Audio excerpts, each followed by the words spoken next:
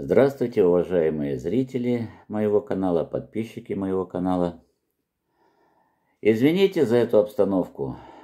Ремонт. Только что мне звонил мой товарищ, который тоже делает ремонт у себя в квартире.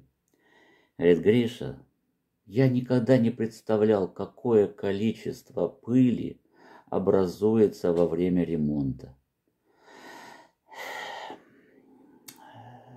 Ну, в общем, сегодня ночью на меня напал кашель.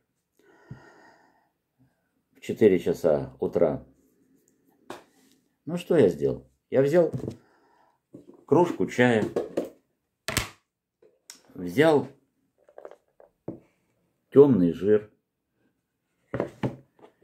отломил примерно вот такой кусочек и съел его, запивая чаем. Кашель тут же пропал. Легкий кашель у меня продолжался, как продолжался? Нет, был несколько дней назад, тоже я также его убрал темным жиром, после того, как я целый день выкапывал батат на даче, где дул все время нордост. То есть целый день на ветру при температуре +2, +1. Вот.